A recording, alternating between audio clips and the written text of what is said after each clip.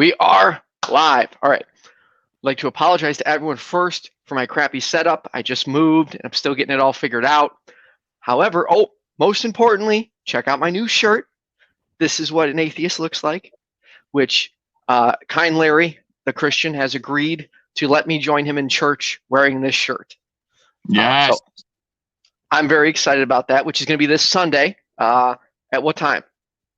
Either 9 or 10:45. It's entirely up to you. I'll be at both. All right, I will be there. You're going to see an atheist going to a Christian church with this beautiful shirt on. But with me right now is Shanna, the Hindu convert. I hope I got that right. Okay, yeah. And Larry, the Christian. So before we get into social constructs, could you give us a base overview on Hinduism? Okay, so we started talking a little bit before we went live, and I think the basic thing to start with in Hinduism is defining the difference in the idea of God between most monotheistic religions, because there's a key difference.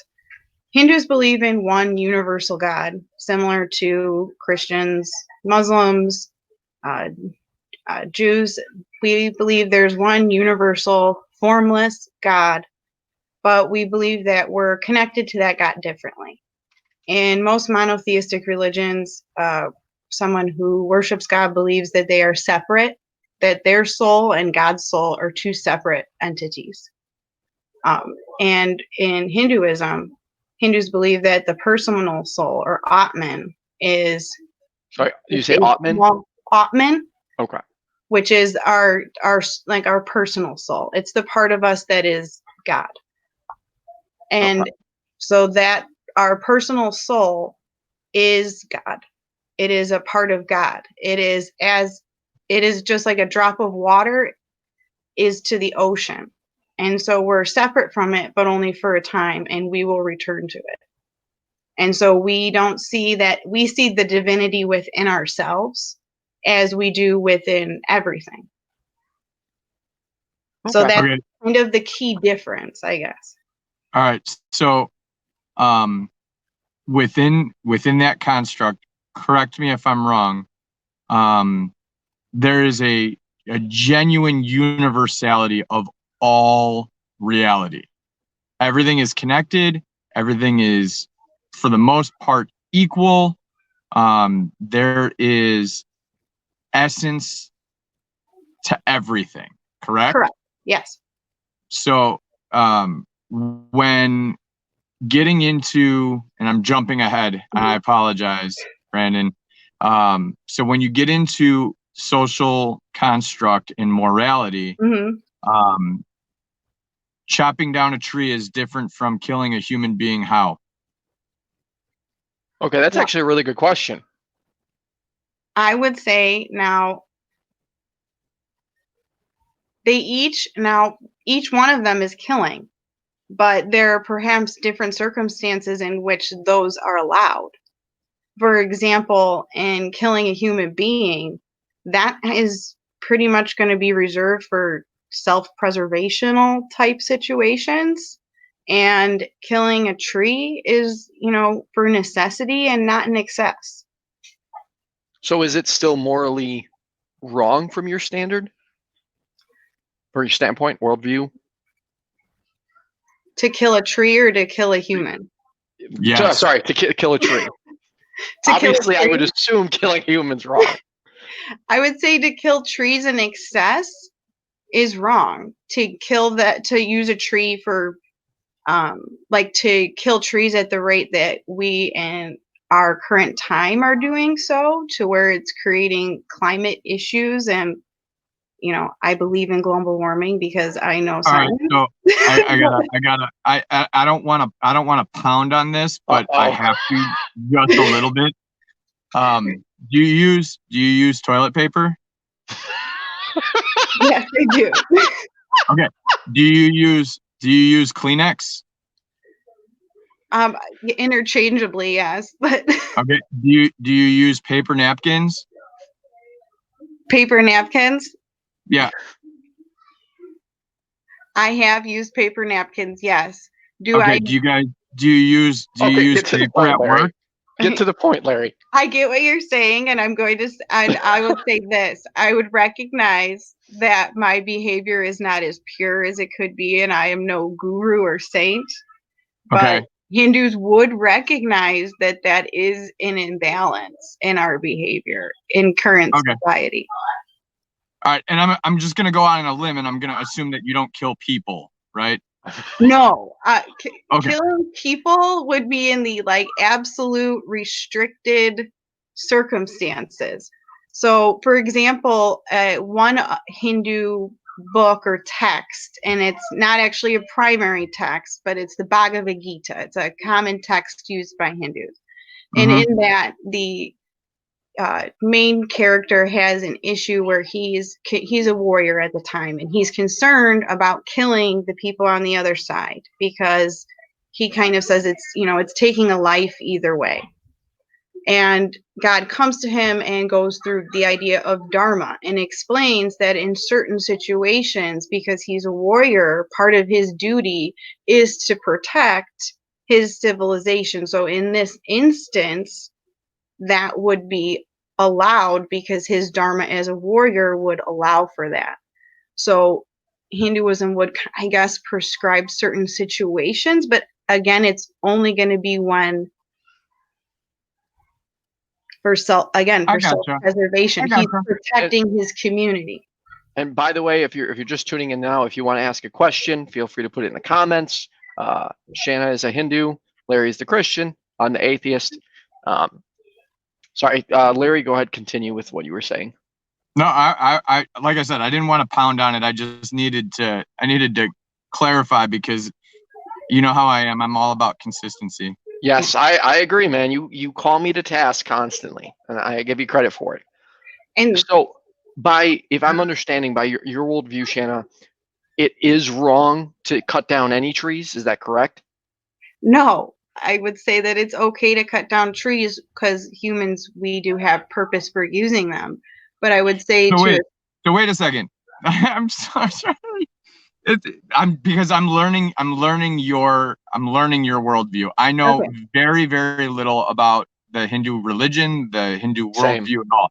So yeah, going back to the beginning, so you've got Brahman, who is the universal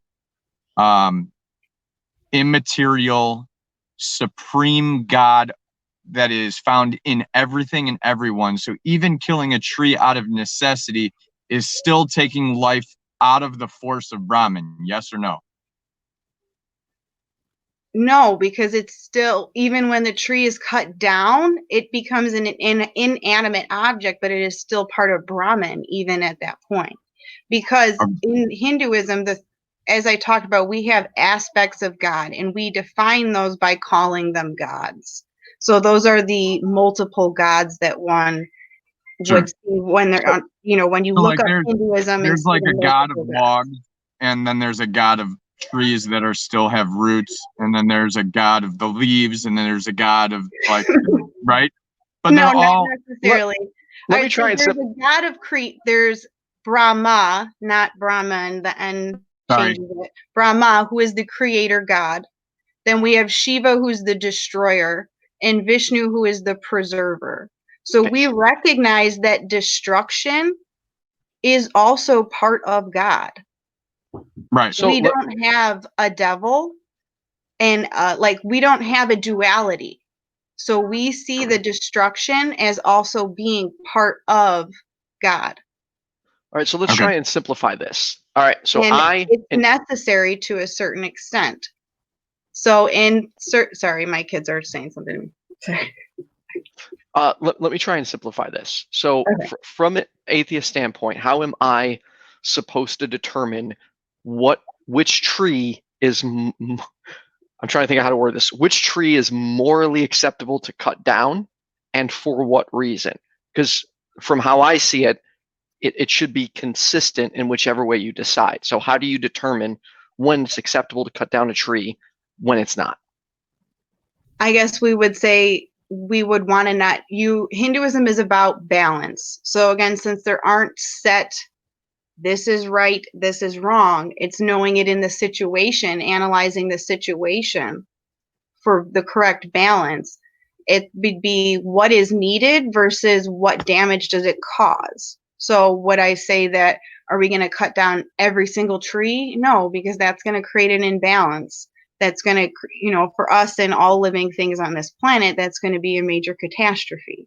I love your mom, by the way. Never do it? No. Isn't that completely, before I get to my mom chimed in. Before we get to my mom's question, hi mom, love you. My mom is a Christian, Larry, so you two can have a great talk. She's not happy I'm an atheist. Sorry, mom. Working on it, Ma. Yeah, I'm going to church with him on Sunday, mom, but I'm wearing the shirt I have on. I have his permission, so it's okay. All right, so it sounds like, though, cutting down trees and weighing it is completely subjective. Yeah. So is there anywhere this is written down, or how could I, someone who's not a believer, determine which one's right, which one's wrong? Actually, you have a much better chance of weighing out what is right and what is wrong on an atheistic worldview than I do. Because, so to speak, because in Christianity, it's more of a set, you can do this or you can't do this, you know, kill, don't kill. Whereas in a secular humanist viewpoint, you would say, you know, there is a gray in between. And so Hinduism recognizes this gray, and it says that in each situation has to be analyzed. That doesn't sound like an easy path to whether truth or reliability, though. Is truth ever an easy path? Okay, it doesn't sound like a reliable path to the truth. Because if it's that subjective. Well, the good news is that you've got like 40 lifetimes to figure it out. There are multiple paths to the truth. That was a dick comment, Larry. I didn't even catch it, but I'd say Hindus believe that there are multiple paths to the truth and that they all end up in the same place. For example, one of the 9 core beliefs that Hindus share is that we believe all religions are valid paths to the same connection to God. So Hindus recognize the validity of all other religions. We may not believe that the practice is done for the same reason, but we would say that, you know, when, for example, when I am worshiping God, I'm worshiping God as I'm part of God. When Christians are worshiping God, they're not doing that with the same intent, but I don't believe that that invalidates their practice. So just for defending that, we do not at all think that we are part of God. We consider God holy. Yes. Holy, Holy, which means fully and completely holy with a W, set apart, perfect and holy and completely unlike human. Can you demonstrate that, Larry? There was nothing demonstrable. I just said demonstrate that he's perfect or he exists. That's a totally different question. All right. Let's get to my mom's question. It was towards you, Shanna. Okay. So if the destruction is part of this, then it's okay to kill humans. This is back a few minutes when we were talking about that. When we say destruction, we would recognize a natural destructions within the universe. And we would also recognize and respect the validity of life. So no, we would not go ahead and say it's okay to take life lightly. Okay. But there is some natural balance. For example, animals that are carnivores naturally eat smaller animals. That's the natural balance of the universe. Right. There's no question of whether that's moral or immoral. That's just the way things are. Human beings, in order to live in houses and homes and have the things that we do, to some degree have to exploit our natural environment. But So we also can go too far in doing that to the point that we have negative outcomes. So we have to have that balance. So if I may, you believe the order, so a larger animal eating a smaller animal, that's okay because it's the order of life then, right? Correct. So then why is a human eating an animal not okay if a human is at the top of the respective food chain?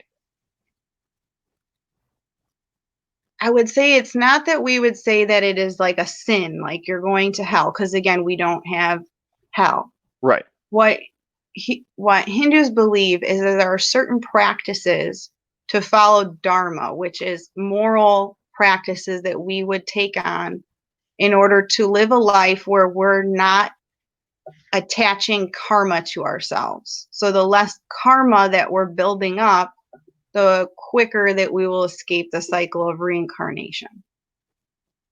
So then what happens to an atheist like me who does not believe? What happens? You keep trying. You would be reincarnated, but Hindus also believe that there are ways that people who don't necessarily believe in God, because there are Hindus that don't worship God. There are Hindus who recognize God in other ways. For example, if you've That's heard confusing. if you've heard the word yoga, so in most of America, when you hear yoga, we think exercise. But in Hinduism, yoga is really a means of connecting one's spirit with God. So there are things like hatha yoga, which are physical yogas where one is able to, align their body in certain ways to certain energies. But we also have bhakti yoga, which is when we are worshiping God in the temple. That's the yoga of devotion. And there is also what's known as jnana yoga. So jnana yoga is one meditates upon what am I truly, traces that back. And that can also be done in science. So if we're going to talk on a atomic level, what are we really? Okay, so we're atoms, but what are those? That's energy. Hinduism defines that all things are made of Shakti, which is cosmic power. So the essential energy or principle behind all things is cosmic energy. That can also be recognized in other ways. So Hindus recognize that there are multiple paths to have oneness with the divine. And so it can be through worship, but it can also be through trying to understand our physical world, because our physical world is a manifestation of God. So real quick for those just tuning in now, if you have any questions for myself, the atheist, Shanna, the Hindu, or Larry, the Christian, feel free to put them in the comments and we will answer them. But real quick, Shanna, so, all right, if there are Hindus that are atheists like me or don't worship a God, then what is the benefit to becoming a Hindu if, without even being one, I can achieve the same status? I would say it's like trying to get somewhere when you're driving your car. If you take a set practice, you have a map. Go this way, go that way, a set practice from a teacher. And in Hinduism, that's kind of the general way it's done. Because there is no set, you guys are saying, what is the set this, what is the set that? How would someone go about this? The general way a Hindu goes about this is by having a set teacher who tells them, go this way, go that way, and you take them at their word.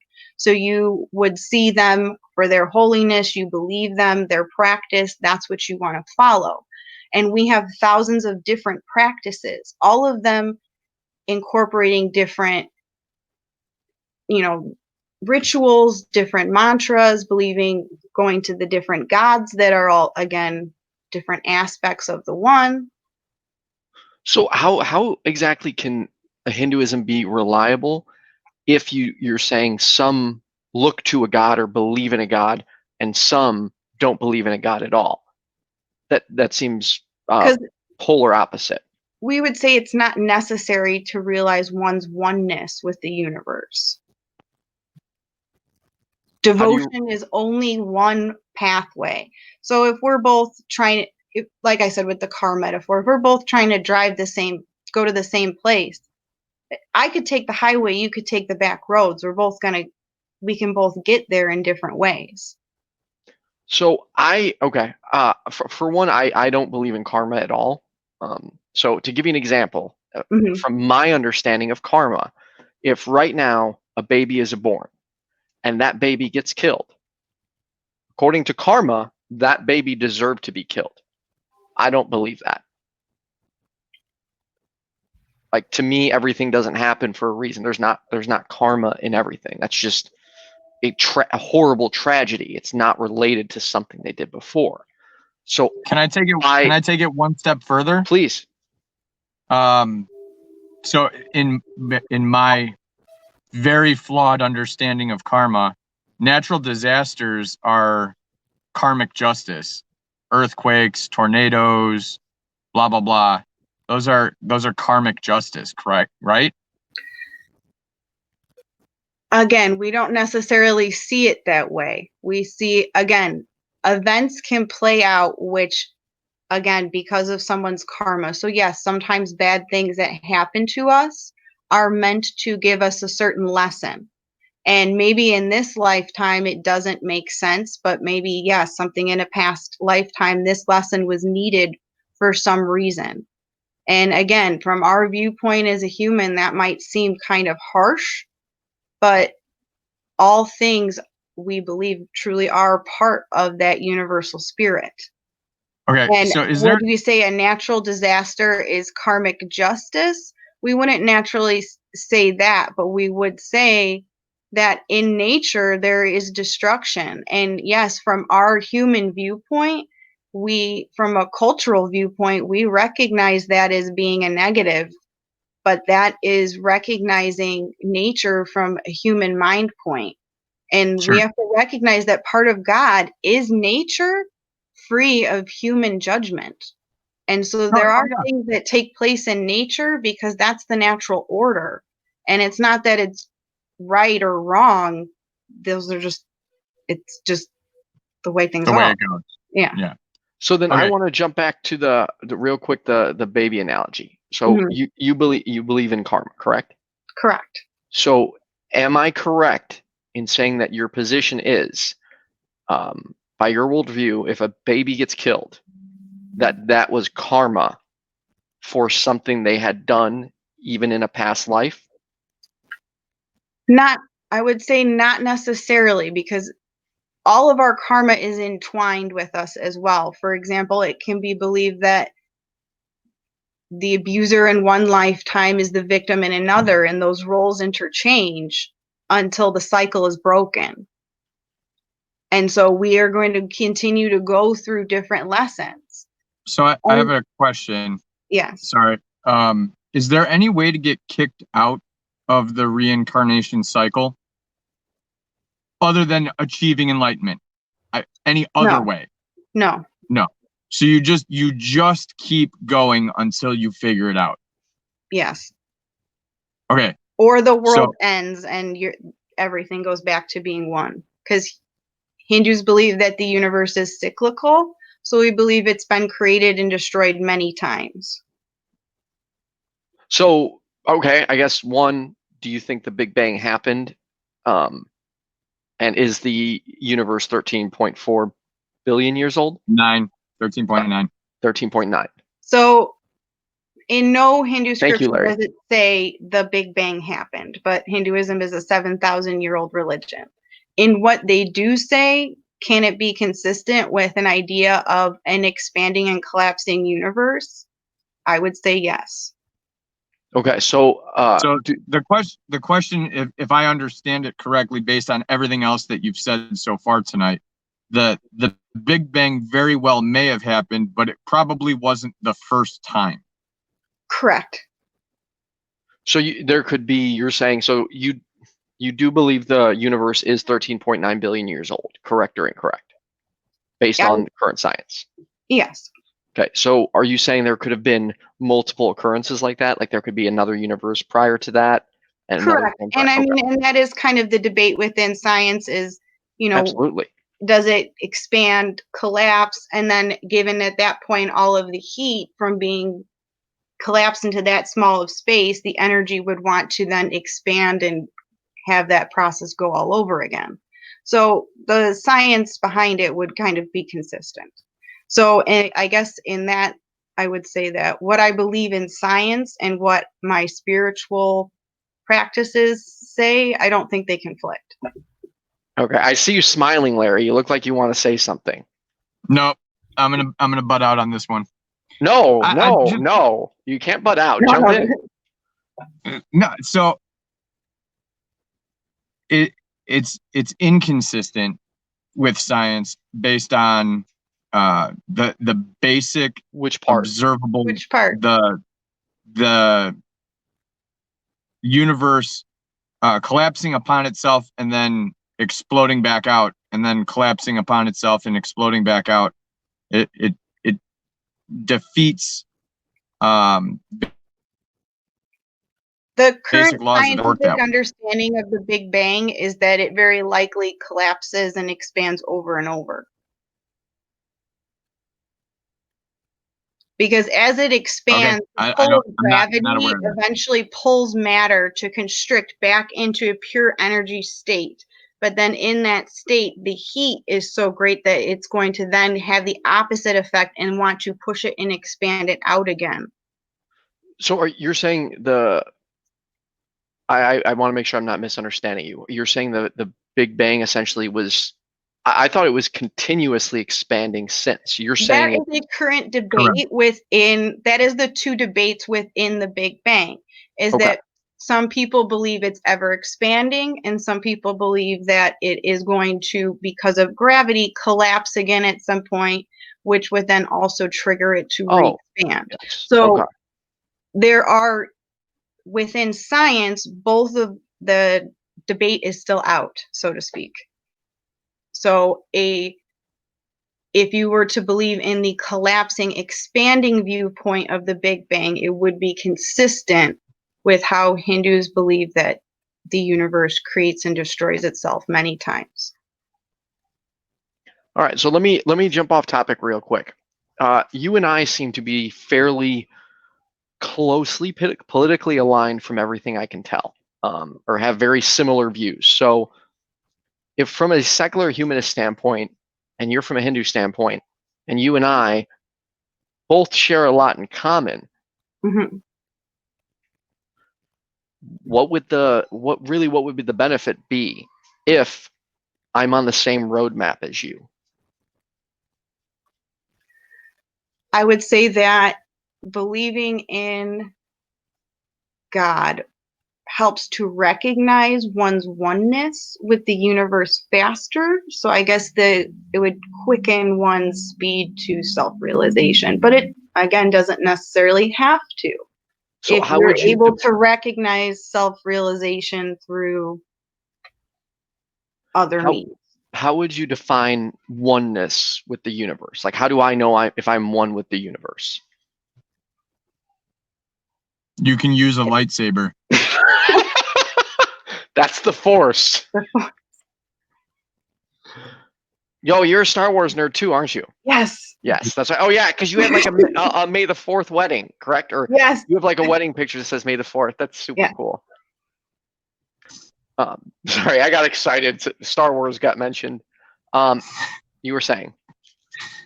When one is able to have that self-realization and they are one with God all the time, so they are able to recognize God in all things, even those things that one sees as distressing. So there's a saying in Hinduism, because what we see as the physical world, we see as an illusion. Hindus believe, and that's what a bindi means. And in truth, I don't wear this normally outside. I don't feel like I need to. I don't, especially being a non-Indian Hindu, it's more of a symbolic thing. It means that we recognize a reality that is beyond what I see with my natural eyes. So it's known as a third eye or bindi. And it's that recognition that everything is one and universal. So when one is able to recognize that, they're able to conquer those fears and anxieties because they recognize that there is a purpose in all things. I've got like 47 questions. Just on the last 3 sentences, I've got like 1 million questions. Go. All right. So how does the Hindu reconcile diversity in reality? Diversity in reality? Yeah. So like I said, I have like 47 questions. You also said that the reality that we observe is all an illusion. Correct. And that's why you guys got, okay. So how close is the Hindu worldview to being plugged into the matrix. Oh, absolutely. It's that is exactly like a perfect metaphor for what we believe. So when we believe in self, we have that self-realization that's basically like taking, So you took the red pill. Yes, exactly. Spot on. That is awesome. Okay, so there is no diversity in the reality. No. Everything literally is one. Yes. Okay, so there is no concept whatsoever of morality. The enlightenment is an illusion too, because if everything is all one, stuff is going to bump into each other. That's all the same. So you literally, like, you have air and you have water and you have trees and you have bricks and you have houses and you have humans and you have cows and you have dogs, and they're all the same thing. Yep. But because we're all never, ever, ever believe that. Ever. And you don't have to recognize that. I believe that spiritually, whether even we recognize a spirit or not, as human beings, we recognize humanity in each other. No one is going to say, I think it's okay to hurt somebody else. Right. And well, we recognize that, but your worldview doesn't. So there's I would say it does, because as recognizing that everything is God, I'm going to go about treating everything in a respectable, humane manner. Okay, so from the Christian worldview, there's a huge difference, because I look at other human beings as the imago Dei, the image. Every human being is an image bearer of God, which informs and interprets the way that I look at the world and other human beings in it. If I treat every human being as an image bearer of God, it changes the way that I interact with other human beings. But as soon as you take that distinction away and everything becomes God, literally everything, there is no diversity whatsoever. So there is there you can't make that distinction. So when I'm sure that you've heard me, and I know for a fact that Brandon has heard me say, what's the problem with stardust bumping into other stardust? When you're talking from a hardline atheistic worldview, there is no problem with stardust bumping into other stardust. No, there is I would disagree, because in Hinduism, we also believe in Dharma, which is moral order. No human. But what are you basing it on? It is what creates the balance and our respect for life. There is no natural order in humans killing humans. So, okay, but based on what objective standard? So where in the Dharma I recognize the soul of God in all humans. Yeah, but you also recognize the soul of God in all things. I recognize the soul of God in animals, but I also recognize that I have to eat in order to live. And turning and judging that and saying that that's the same thing is the human mind putting its own perception on nature. I mean, I could probably spend the last 30 minutes of just picking that apart, and I don't want to. I want to get to something else. But I would say that I kind of like where you guys were going. As a Hindu, when I interact with another person, I have to recognize that their soul is a soul that is part of God. Okay, so is lying bad? Yes, absolutely. Why?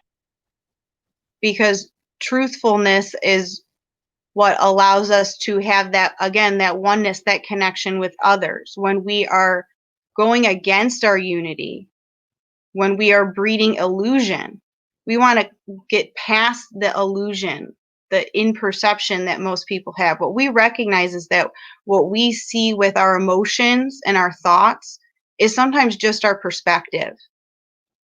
And what Hindus want to recognize is really that. Sorry, I dropped my signal dropped out for a second. So, what was the last thing that you guys heard from me? Well, I mean, we heard everything you said. She just was replying. I didn't hear any of the response. Sorry.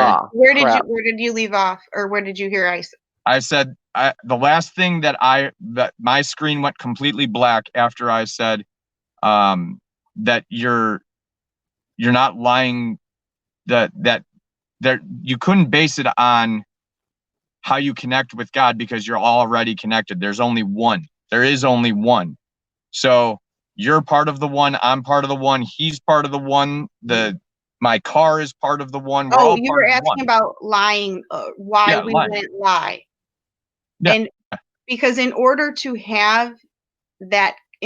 see connection or have that connection to God, we would say that we have to live a righteous life.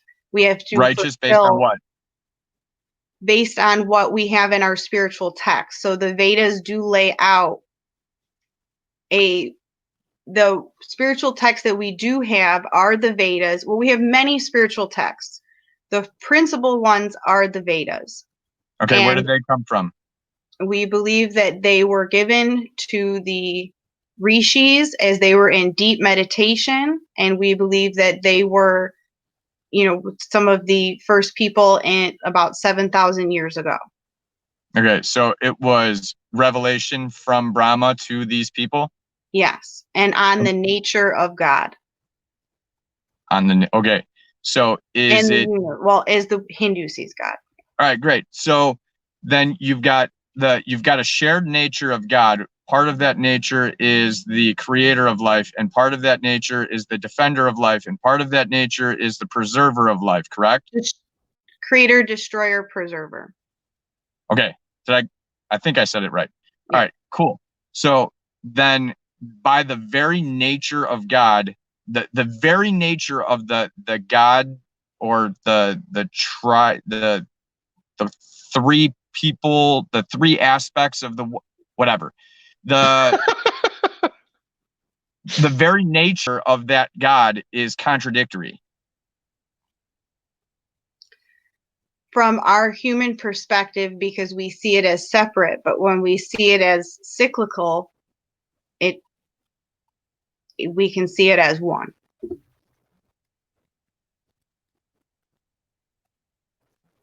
I don't see it, but okay, that's cool. Good on you. Brandon, do you see it? Not necessarily. I guess I would say let's think of it from a scientific standpoint. Destruction in some points gives way for new creation. For new compounds to be created, sometimes old compounds have to be broken apart for those materials to come apart and recreate things. That's the natural order. But so unfortunately, in our human lives, that was contradictory. That's not what you said. But what you said is that you're pulling a compound apart to make a new compound. So that's not cyclical or order of nature. That's done by man. I just want to watch you two debate. This is actually really good. What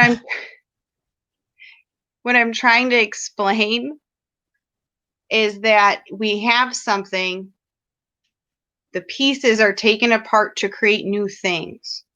So like that which was destroyed so that something new could be created. Okay, cool. Like what? So, for example, I can take water, like the example of a compound, H2O. I can put it through electricity and separate it into the gases, hydrogen and oxygen. That which was water is now hydrogen and oxygen. So what part of the natural order is the addition of electricity? Something new. So what part of the natural order is introducing electricity to the compound? Destruction. That which was destroyed and something new was created. But it wasn't done naturally. I think you're not realizing I'm using a metaphor here. So what I'm trying to say is that when we recognize that destruction, so for example, things kind of have to die in order for new things to be born. Right. Yes. So we recognize that destruction is necessary. it might not look good to humans from our cultural perspective, but that is our mind's viewpoint based on it. And we have to recognize that the universe kind of works in some bigger ways than our human minds are able to see. So so that part is considered not good or bad. However, we do recognize that humans, we have to live in a culture with each other, and humans, as part of the universe, it is our dharma to live a human life. And part of living a human life is to live a righteous moral life. Part of that would be to treat other humans ethically, morally, so not killing people. Hindus believe in ahimsa, which is the practice of non-violence. However, as I described in the Bhagavad Gita earlier, they do talk about how it could be allowed in a situation like war. So not everything is necessarily black and white, but no, Hindus would not prescribe violence or treating other humans with disrespect.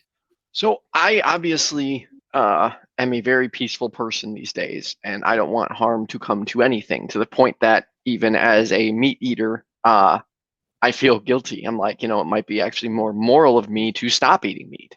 Well, it is more moral of me to stop eating meat, but I won't because I love eating meat. So that being said, if I can already recognize all these things from a secular humanist standpoint, what's the benefit to switching, or what information are you getting differently, since you and I have clearly reached some of the same thoughts from different worldviews? I guess, are you asking like what would a Hindu try to convert? Why would a Hindu try to convert someone? No, I guess why would I even need to convert if I don't need or this? Why would I need to? I guess that's another difference with Hinduism, is Hindus would not try to convert someone to their religion. Really? Because we believe finding your own path is your purpose here in this lifetime. So a person's path can only be discovered by themselves. So again, and with all other religions, we recognize those as valid paths. So okay. A Hindu wouldn't try to convert anyone to their belief set. It is a path, but it is not the path. All right. Well, that's wholly, entirely, completely different than my worldview. Obviously. Which is, pretty exclusive by all measuring sticks. There is one way, there is one truth, there is one life. That's it. That is as exclusive as a religion can possibly be. And part of my faith is sharing it. And because I love people and genuinely care about what eternity looks like for them, I'm compelled to do everything powered to grab, tackle, and preach the gospel so that they could be saved. Now, if we're being honest, though, you got to go way back to maybe the very first conversations that me and Brandon had. Brandon said that ideally, in a perfect world, over the course of these conversations, that I would become an atheist. So even his non-religion worldview, non-faith-based, non-religious worldview, it compels him to make converts. So let's say I'm not converting people. I'm not converting people. I'm just trying to give people more information, and I genuinely hope they achieve as close to a similar goal as possible. Right. So you and your worldview and Shanna and her worldview share that. You guys, I think that you guys are way closer on the way that you guys perceive and interact with the world than to each other than either of you are to me. Absolutely. Miles and miles. Absolutely. So why don't you guys give me, since you, I feel like I've blasted you, and I really apologize. I don't want you to feel attacked at all, because I'm Oh, not. no. I'm genuinely curious, because I still don't understand Hinduism at all. Like, it helped, but it hasn't helped me to, I don't know. I don't get it. All right. It's different because it's metaphysically different. We see the essence, I think, of the soul in a different way. So it becomes different. It's like trying to compare apples to oranges in a certain sense. So. Okay, so here, with the last 15, well, not the last 15 minutes, but, well, last 15 minutes, yes, but not, blah, I can't get my words out. If you were, okay, I guess my first question is, I had two questions. One, what convinced you that your God, your Hindu God, is real? Like, well, I guess I grew up knowing God because I was raised as a Christian, and I knew God from an early age. I was actually more religious than my parents, I would say. okay, Very dogmatic. From an early age, I knew God, and I felt if this is the way that it's supposed to be, then that's the way I have to believe 100%. I guess as I grew older, I started to have certain questions within my faith that I came to my priest with at my confirmation. And I guess one of the biggest things for me was what happens to people who aren't Christian. right. This idea of hell. We go to hell. We suffer. Well, I guess my question really became like, what about someone who born into another religion? That's their practice, and if they were born into that religion, that's out of their control. You know, those types of questions. I also started to question, things in the gray area, like killing for self-defense, those sorts of things. Same. I left the faith. I kind of searched through other things. I was raised Catholic, so I've also looked into like other Christian denominations. I looked into Buddhism early on, but Buddhism doesn't actually really prescribe God as necessary. Buddhism is just kind of live this way, this moral way. It'll align your life, and you can reach enlightenment. What? So I kind of told you earlier, I believe kind of these certain things. In college, I took a world religions, and I realized that a lot of what I already naturally believed was Hinduism. Okay, so that's a huge problem on my worldview. There's no issue whatsoever with what you just said on Brandon's worldview. But here's where I just want to push back a little bit. Have you heard the term idolatry before? Yes. Okay, so do you know what idolatry means, Brandon? Do you know what it means? No, I do not. Okay, so when you take God and you fit it to mold to what you believe, want, feel, it conforms to you, it's an idol. Duh. Yeah, okay. All right. So based on what you just said, that what you gained from the world religions course when you were in college was idolatry. No, I gained a God that fit with the God that was already in my heart. And the problem why essentially I left Christianity was a statement made to me by the priest where I said, this is just not what I believe. And he said, well, then you need to have blind faith. Because I truly didn't believe that someone born into another religion was going to go to hell. I just didn't believe it. And he said, you have to have blind faith. You have to say you believe it, even if you don't. Well, I mean, I have my own issues. I have my own issues with what that priest said to you. That's not a go for me. Okay, that's cool. I have my own issues with what the priest said to you, because when you, as a young person who was wrestling with these really strong, deep, philosophical, baseline life questions, and you came to the spiritual leader of the church that you belong to with those questions, and you were told to have blind faith, I, in my opinion, think that was the wrong answer. I will say that was the concluding statement after me and that person went hours of debate. Sure. Because as a young child, I studied a lot. And that's just the wrong answer. What there was an opportunity to set your heart on fire to be an evangelist for the Lord. Because at the time you believed, and if anything, when you said, well, what happens to the people who are born into another religion? You go and you preach to them and you help them to see the truth in what it is that you believe. And you pray that God changes their hearts and that they're saved. Now, see, and I could have understood that, but my question still would have been, and what of the ones who no one gets to? What of them? We work harder. See, but I don't believe that people go to hell just because others didn't work hard enough.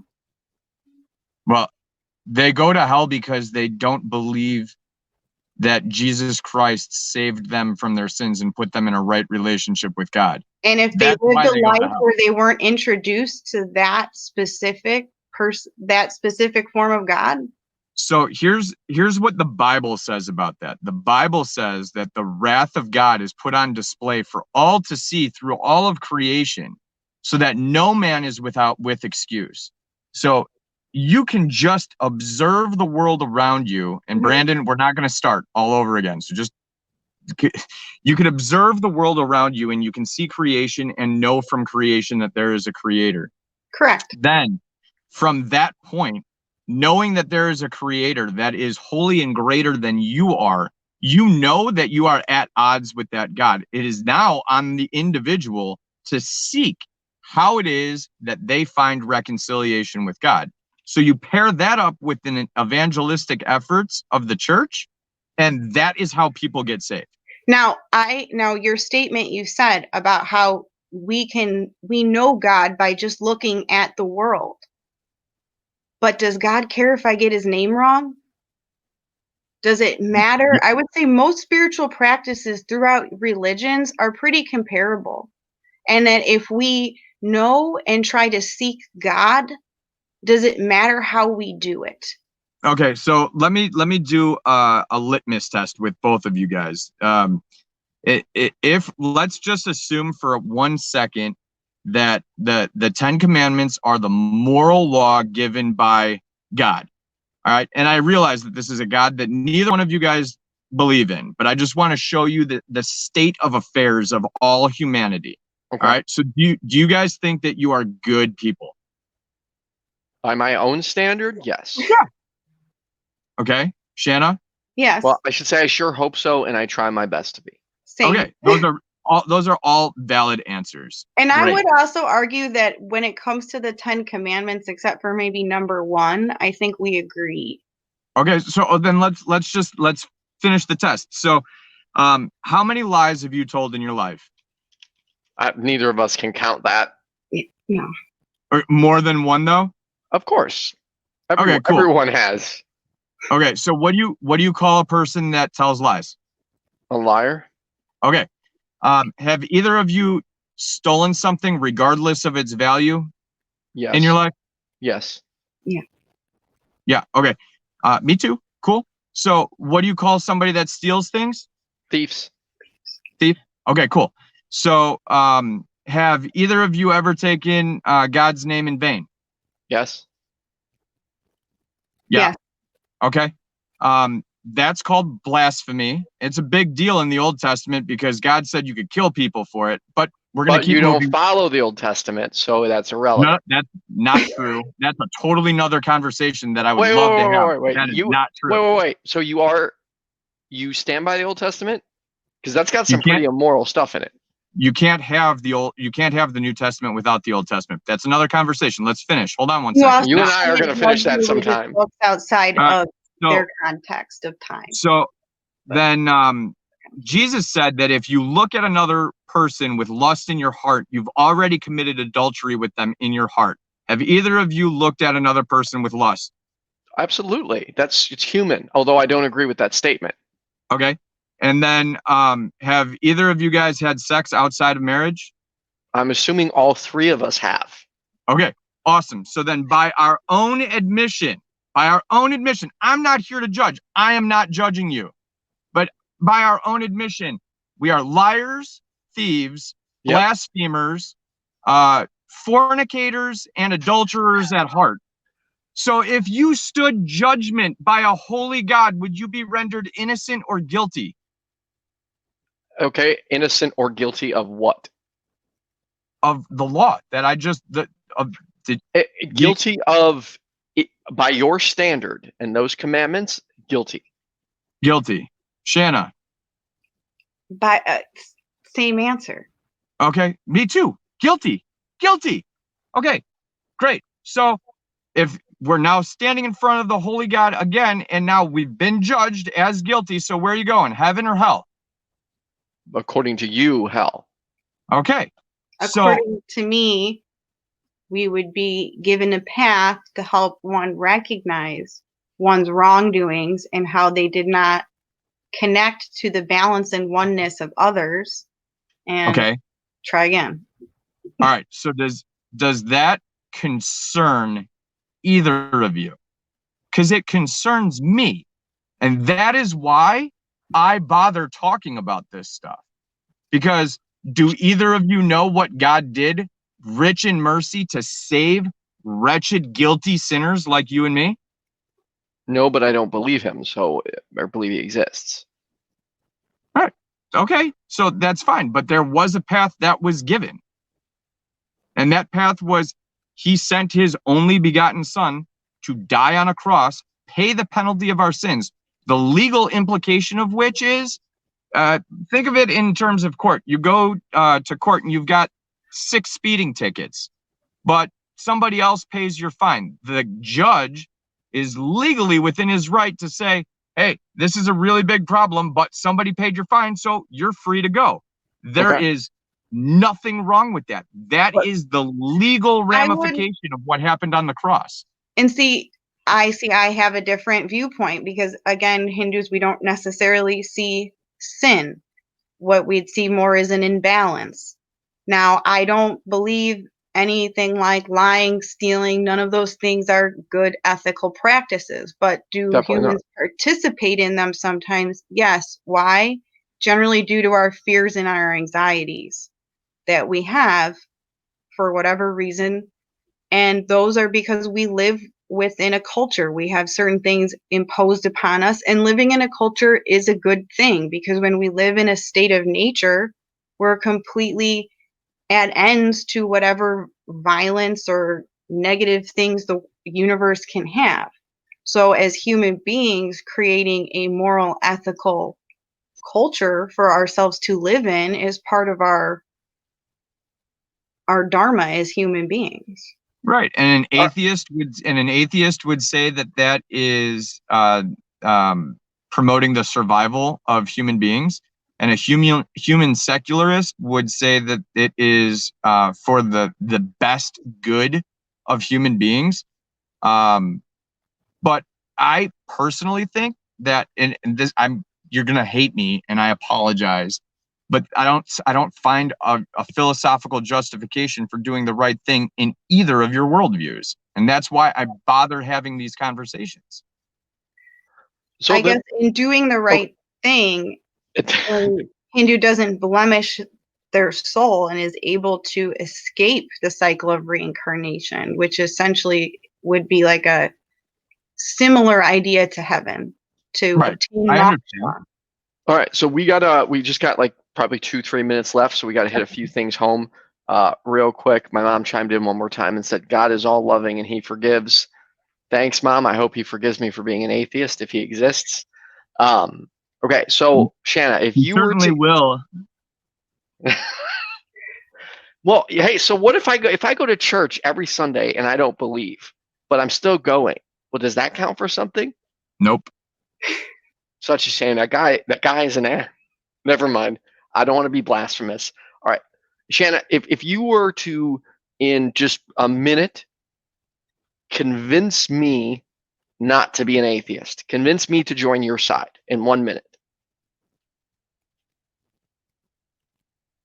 I would say that I believe all humans recognize a connection to other humans, and that's why we choose to treat each other with kindness. I saw once you had a post that said, you know, atheists fear that, you know, the only thing keeping Christians from killing and such is the Bible, or something similar to that. I didn't quite I said right. so. But it's kind of terrifying that many, I'll say theists, because it's not just Christians, many theists, the only thing stopping them from apparently killing or raping is the Bible. I've heard countless ones say, I'm not saying that's for you, Larry, but I have heard countless ones make that it's statement. a little bit of an extreme statement, but It I'm saying that from that viewpoint, you're saying that you don't need those things in order to recognize we should be good to each other. And I would say that that is the inherent part of your soul that recognizes God or recognizes that unity between humanity. That sounds like almost partially similar to something Larry would say, because he would say that's your inner soul, and I don't believe in a soul. So no, I wouldn't. See, I would say I don't know what you disagree with. I don't think we got enough into it, but I think, Larry, that we have different philosophical ideas, but you and I would generally come to the same conclusions on a lot of things, which is interesting. I don't know that that's true at all. I don't think so at all. You and I, Shanna Mae. But anyways, all right. So don't hang up. I'm gonna disconnect us from the live stream. Awesome. Everyone who watched, thank you so much. Thanks, thank you, guys. Shanna. Thank you, Larry. Appreciate it. God bless you guys. I'll be back next Tuesday with Joel Setter case. Yeah, Set pretty case. excited. There's no R in it. Oh, set case. And my mom said they're right. No, they're not right, Mom. I have one last thing I'm going to say too. Sure, go ahead. Worship of God is a proven path to enlightenment. I would love to see that proof. All right. Thanks, guys.